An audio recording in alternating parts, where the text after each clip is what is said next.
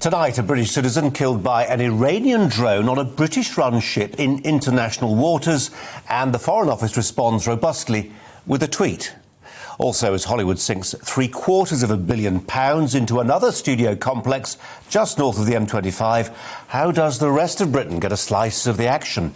And Olympic gold for our top horse riders in Tokyo, but on the bridleways of Britain tonight, why is riding a horse getting harder?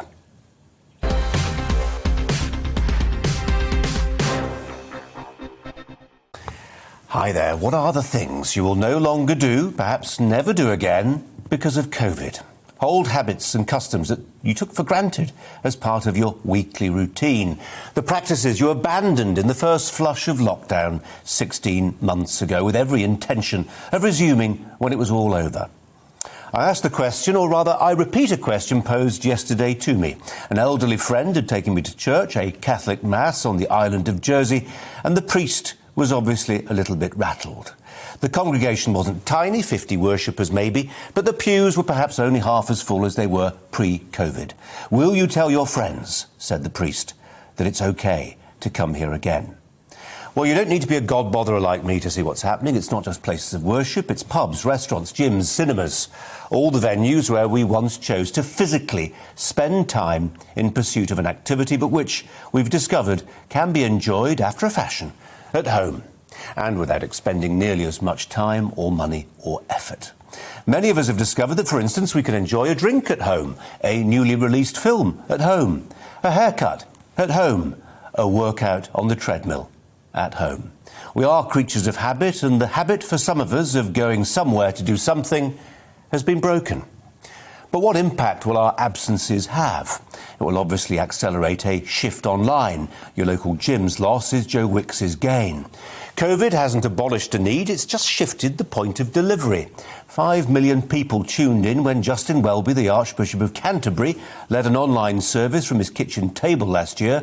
The Church of England said it was the largest single congregation in its history, which is a nice line in an Anglican press release, but it isn't going to stop hundreds of churches from effectively closing in coming years.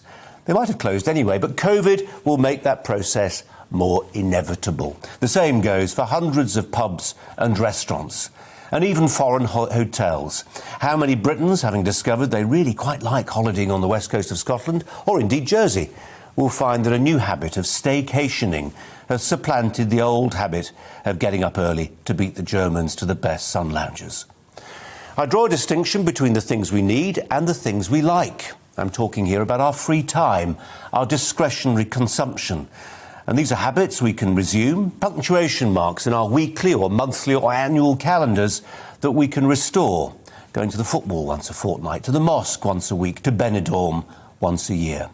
Over these habits we have choice, not to be confused with the habits that are being changed for us, to use that most deadly of phrases, due to COVID. The GP surgeries that infuriate patients by making appointments online only, the banks and bricks and mortar shops that have gone digital in spite of the old folk who need them still.